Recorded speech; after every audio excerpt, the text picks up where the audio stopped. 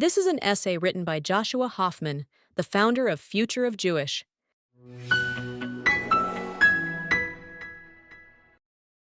It starts with a comment that sounds harmless enough. It's an interesting time to be Jewish, someone said to me recently, with a half smile that was meant to sound sympathetic, maybe even thoughtful, as if being Jewish were a curiosity, a sociology experiment, an abstract condition rather than an identity under siege. Would anyone ever say, it's an interesting time to be Asian, or it's an interesting time to be Muslim? Of course not. Those phrases would be recognized instantly as tone deaf, as revealing a detachment from the pain of real people. But when it comes to Jews, much of the world shrugs.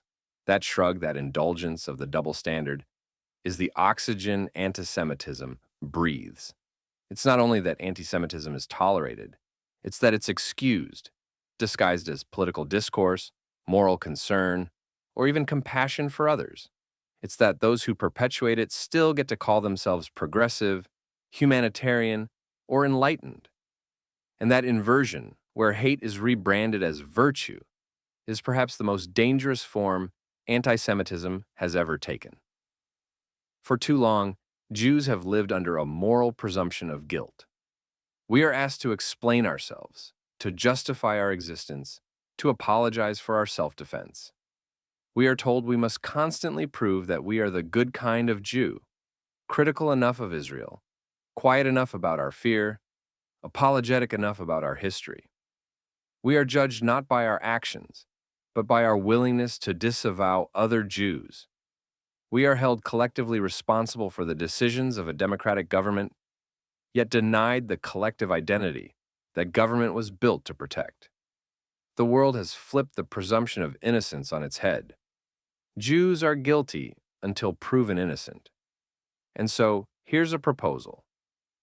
If that's the new moral standard, then perhaps everyone else should be labeled Nazis until they prove otherwise. That's not vengeance or moral reversal. It's a mirror and a moral reflection. Because if suspicion is the new normal, if entire peoples are to be held collectively responsible for the acts of others who share their identity, then anti-Semites should get a taste of their own absurd logic. But, of course, this isn't how civilized societies are supposed to work. We used to understand that prejudice meant judging individuals by group association. Yet when it comes to Jews, that principle is suspended. Suddenly, collective blame becomes sophisticated analysis. Bigotry becomes political expression. Hatred becomes fashionable. Modern anti-Semitism doesn't always announce itself with a swastika. It doesn't always chant, "Jews will not replace us." It hides behind the polished vocabulary of social justice and human rights. It hides in the academic seminar, the legacy media news headline, the NGO report, and the campus rally. It comes dressed in empathy, but only selective empathy. The kind that draws borders around who gets to be a victim, and the kind that excludes Jews from that category. We see it in headlines that treat Jewish suffering as context, but Palestinian suffering as catastrophe. We see it in universities that send mass emails denouncing quote-unquote Islamophobia within hours, but take weeks, if they say anything at all, to condemn anti-Semitic attacks. We see it in institutions that treat anti-Semitism as a PR problem rather than a moral one. This is not new. Every era dresses anti-Semitism in the language of its time. The medieval church called it theology. The Enlightenment called it reason. The 20th century called it racial science. The 21st century calls it anti-Zionism. But the core is the same. Accuse Jews of excess power, collective guilt, and hidden influence.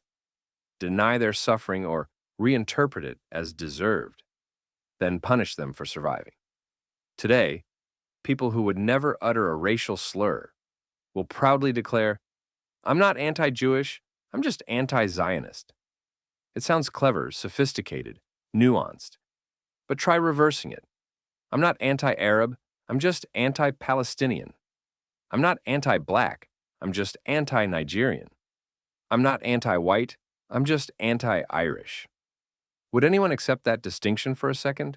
Absolutely not, because everyone instinctively understands that it's just prejudice with better branding.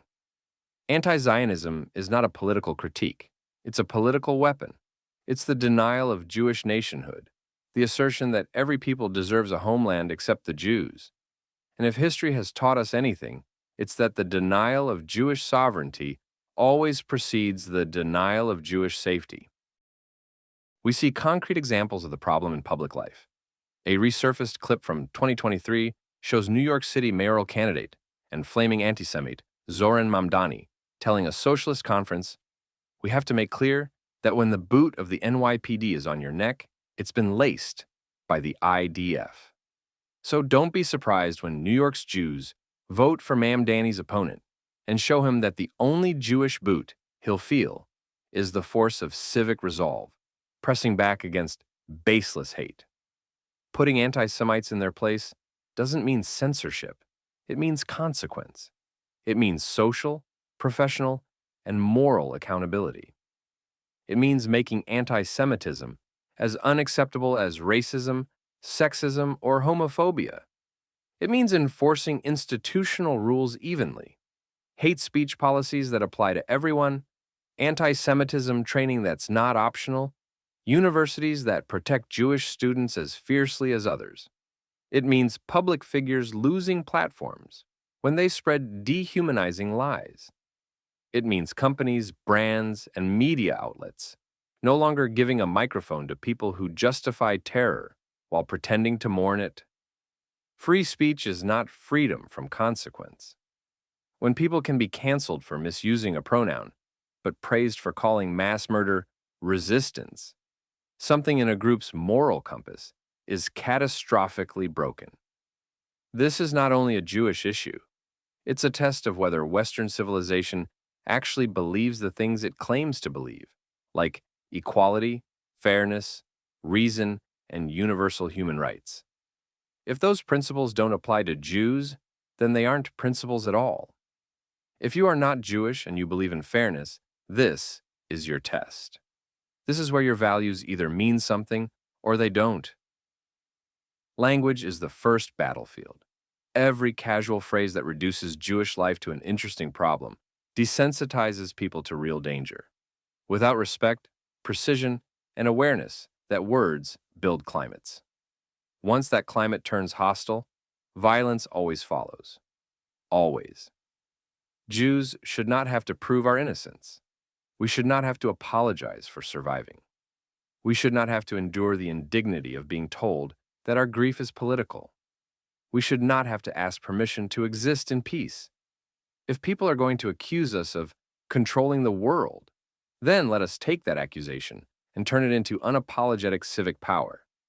Build more Jewish institutions, invest in more Jewish media, run more Jewish organizations, support more Jewish candidates, and open more doors for one another. Use Jewish connections to advance projects that benefit our communities. Ask for favors the way any community uses networks to get ahead. Leverage capital to fund Jewish schools, hospitals, cultural institutions, and independent journalism that tells the truth. Do it proudly. There is dignity in networking. Let our power be public and constructive. If civic engagement and generosity are the price of being called powerful, pay it openly and use that power to protect what matters. And if people are going to accuse us of dual loyalty, then let us embrace that charge and make it a statement of pride. Be the Zionists they warn people about. Love Israel openly.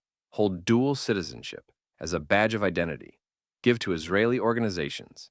Invest in Israeli startups. Support Israeli cultural life. Flaunt the two passports not as a confession but as testimony. Loyalty to family, faith, and human flourishing does not negate patriotism at home, it enriches it. Let our transnational commitments be visible and honorable, the way any diaspora invests in both its country of residence and its country of origin. It's time for Jews to stop debating whether we deserve empathy. It's time to stop indulging those who mistake moral relativism for moral courage. It's time to stop pretending anti-Semitism is just another opinion. If society insists on testing Jewish innocence again and again, then we will test society's decency, and to unequivocally shame it when it fails. This is not vengeance, it's parody. It's the right to live without suspicion, without apology, without the endless demand to justify our identity. It's the right to defend ourselves without being accused of aggression. It's the right to name our enemies without being told we're overreacting. Never again cannot mean unless it's inconvenient. It must mean exactly what it says. It must mean that Jews will not stand idly by while the world debates whether our lives have value. It must mean that every person who traffics in anti-Semitic tropes, no matter how well-dressed or well-credentialed, will be called what they are, a Jew-hating bigot. We will not be the perpetual case study for other people's self-righteous performances. We will not let our safety be a subject of interesting times. We will not apologize for existing, thriving, or defending ourselves. The double standards end here. The excuses end here. The political correctness ends here. The era of polite anti-Semitism ends here. It's time to put anti-Semites in their place, not beneath anyone, but outside the boundaries of civilized discourse, until they earn their way back through truth, decency, and repentance. Because if history has taught the world anything about the Jews, it should have taught this. When we say enough, we mean it.